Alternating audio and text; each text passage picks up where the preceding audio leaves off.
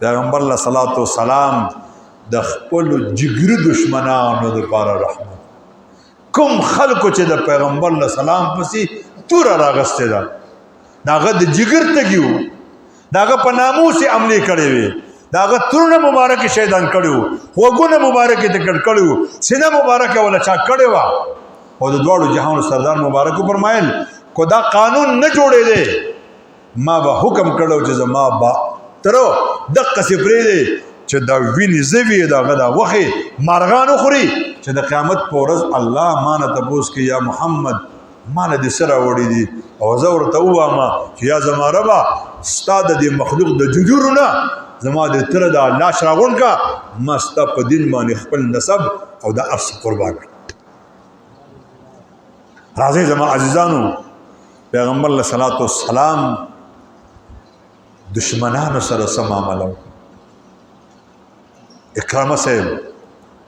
ابو سفیان صاحب سهیل ابن عمر دې سره سم عملو عبد یالین سم عملو سره وکړه چاچې په پتایب کې کانی ورولیو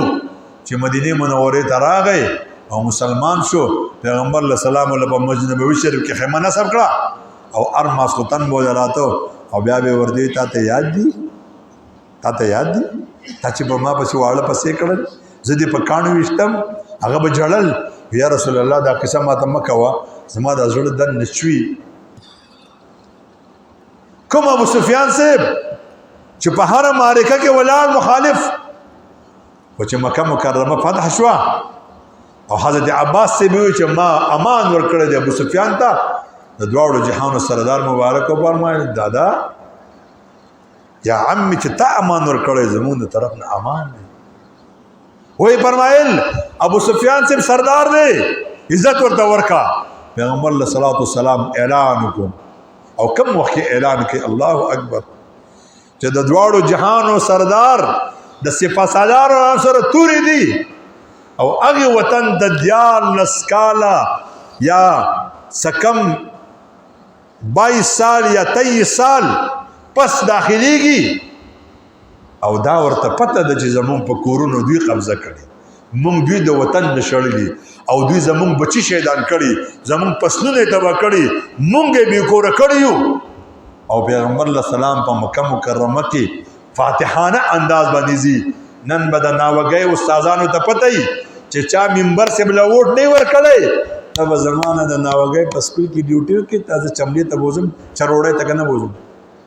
خلک کوي بیا په خپل غټو غټو منصبونو خپل نسبیان کې نه چا ولا ووټ نه ور کړي خلک در په در کوي بیا پیغمبر علیه الصلاۃ والسلام صحابه کرام فرمایي واورئ او د مکی خلکو اليوم يوم الملحمه نن خود ویني تو یو دو ورځ ده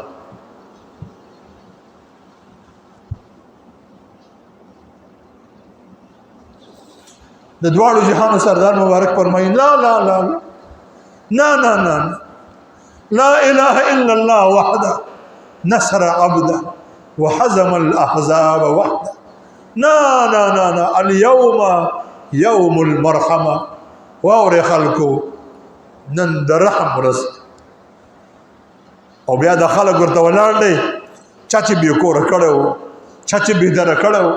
چا چې ورته تکلیف ورکړی و د ټولو ته داسې ولاړ دي حضرت عثمان هم ولاړ دی چا چې پیغمبر علیه الصلاۃ والسلام له مکې مکرمې د خانه کعبې چابي نه ورکوله او پیغمبر علیه الصلاۃ والسلام ته فرمایلی عثمان استا به څه حال وي چې زما په ځای سبا ته ولاړې او ستا په ځای سبا زه ولاړم او چابي د خانه کعبې زما په لاس کې د ډېرو غوسې نه جواب ورنکو ووت بیا پیغمبر علیه السلام فاتحانه انداز کې راغی چابي دغه په لاس کې ده او بیا پیغمبر علیه السلام دغه خپل خلکو ته وایي زما په باره کې تاسو څه وایي خلک ورته وایي ته ښه سړی ته ښه سړي زوی پیغمبر علیه السلام ورته دا تعلیم ورکړو انتم الطلقاء لا تسریب علیکم اليوم انتم الطلقاء پتا زبانه نن هیڅ ګناه نشتا او زما امتیانو دا زړه وینځي او داسې ووایي چې موږ د دې پیغمبر سره په ژوند کې هیڅ بد نه کړی ابو سفیان سے مبارک فرمایل څوک چې د ابو سفیان صاحب کور ته داخل شو هغه ته امن وي، چا چې بزان پسې دروازه بند کړه هغه ته امن وي. حضرت اکرمه صاحب په سفر دی مکه مکرمه ته تختیدلې، خبر راځي یا رسول الله اکرامه ته امان پکار دی. پیغمبر اسلام دې امان دی ورته ودا سي داغه یقین نه کیږي، لاس نه خراګړه لاس نه خول ورکړه. اکرامه سي پس یمن ته ولېګلا و او الله بنده بس کنه راځه ګوره پلاني ته نه ګوري پلاني ته نه ګوري پلاني ته نه ګوري هغه ټول ماف کړل.